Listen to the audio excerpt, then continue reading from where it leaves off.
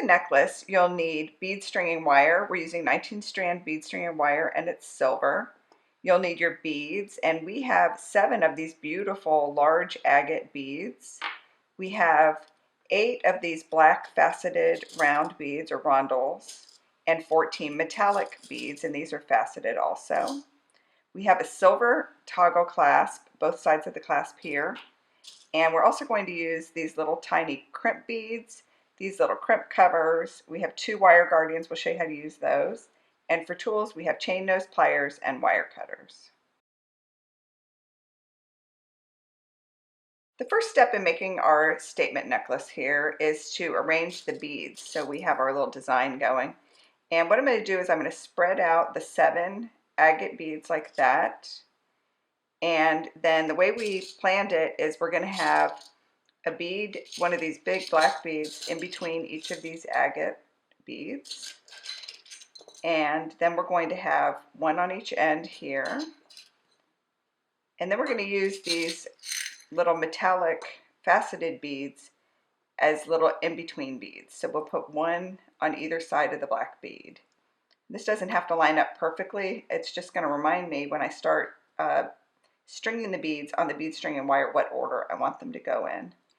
And if you have a bead board, which is like a necklace board, you could be doing that on your necklace board. But this works just fine. And it just gives me my little plan so I know how I want the beads to go. You can substitute any beads in here. You could use any color for these large ones. And you'll just have to get extra beads if your big beads are smaller than this. These big beads take up a lot of space, so they do a lot of work. And now we're ready to string our beads onto the bead stringing wire. To string our beads, we're going to use the bead stringing wire, and I already cut a piece that's about 25 inches. The necklace will be about 17 when it's done, but we want some extra on the ends for the clasp. And then I like to start by just stringing all the beads onto the wire, and to keep them sliding off the end, a little trick for you, a little piece of masking tape on that end, and then I can go to the other end and start feeding on the beads. And this is just straightforward as it comes. If anybody ever asks you how do you bead string a necklace, this is how you do it. Just lay them out and feed them on one at a time.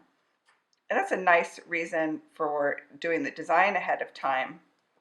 You do all the design work before they're on the string because it's harder to unstring them all and then put them back on in a new design. If you lay them out in advance, you can just move them around. If you decide you don't like the color of the bead, you can swap it out. And I'm just going to keep feeding these on. The bead stringing wire is very flexible. That it's called wire is kind of confusing because it's not wiry at all.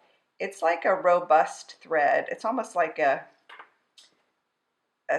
coated thread. So it's stronger than using just string or thread. You wouldn't want to just use sewing thread for this because it would break. These beads are heavy. So the bead stringing wire is stronger. It doesn't break easily. It's flexible, has some nice movement to it. I'm just going to keep feeding these on. And we got these beautiful big agate beads at a bead show, which is a great place to find a bead that's a little more special. So you can find regular beads at the local craft store, but if you want something nice, you should go to a bead shop, your local bead store, or go to a bead show. It's especially nice to see them in person. Now I just have 2 more beads to feed on here. I'm going to make sure I get them in the right order. I want it to match this end, so it goes silver here and then black. And now all the beads are on the necklace, and all we have to do now is put on the clasp. To put the clasp on, we're going to put one end of the toggle clasp on this end of the wire. This is the end that has a lot of extra slack. And we're going to start with the crimp bead. Whoops. We're going to start over and do the crimp bead. Okay, we have a crimp bead on there. And now we're going to use a wire guardian. This is totally optional. It's a little piece of metal. It's kind of horseshoe shaped. It has a tube opening here on one side. You feed in the wire. You go around the back of that little horseshoe shape and feed the wire through the little tube on the other side. And this will protect the wire from any rubbing from the toggle clasp. Next, you feed on the toggle clasp, and it's going to nestle inside that wire guardian. If you don't have the wire guardian, just feed on the clasp after you put on the crimp bead. And I just need to mush that into the opening here of the wire guardian. And then I get my crimp bead, and I'm going to feed this end back through the crimp bead. I'm going to grab it with my chain nose pliers and feed the end through there, just like that. Come on. There it goes.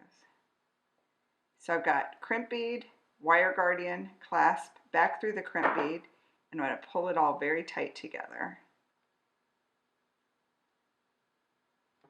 And now you take the chain nose pliers and you crush your crimp bead, and that flattens it to a little piece of metal, and that'll hold everything in place.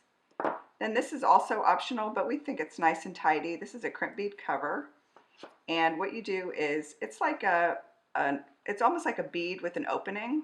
It's hollow. You slide it over your crimp bead and close it over the crimp bead, and it makes that crimp bead look like a bead. So it's a nice little finishing touch there. So this end is all done. Got that clasp on there. We still have a little piece of wire here, but before we trim it, I'm going to slide all the beads down to that end of the necklace. And I'm going to feed that wire into the previous beads. I'm just going to tuck it in there. And that way you won't have it poke you in the neck. If you trimmed it right here next to the crimp bead, it might stick out a little bit and poke you, and who needs that? Instead, we'll just hide it inside our beads. There it goes. What we want to do is slide all the beads down together. So now we've got all the beads together on the wire, and this is where we want our clasp to go. We're going to remove that tape, and just like we did before, we're going to slide on the crimp bead, and it goes all the way to the end there. Then we're going to slide on the wire guardian. And the wire guardians, you can get that with other findings at the bead store. It'll be where you pick out your crimp beads, and that's with the bead string and wire. It's with all that stuff. And I'm just going to feed through the other side of the bead guardian. It's a little tighter to work on this side because you're up against the beads, but you want all this clasp and everything to be tight next to your beads, so there's no slack. If there's slack, then the bead string and wire will show in your necklace. I'm going to grab that with the chain nose pliers. There. Now we put on the other side of the clasp, and it's going to nestle inside that wire guardian. Come on. Just put on the clasp like that. And there, it's in there. And now we just want to feed this wire back through the crimp bead. So you have to just peek on in here. The crimp bead has tried to slide itself onto the wire guardian, but we're going to make it jump back over where it belongs. There it is. Slide the wire through that little crimp bead. And I'm just going to hold the crimp bead with the chain nose pliers. I'm going to crush it anyway with the chain nose pliers. That just give me a little bit more control here. Feeding that through. And we want to make sure that this is all very tight up against the beads. My toggle clasp is trying to escape. There we go. So that's nice and tight. We don't want any slack in there. And now we can crush that crimp bead and trim the wire. I'm going to trim it a little bit bigger here, and I'm going to do like we did on the other side. I'm going to tuck this wire into this bead.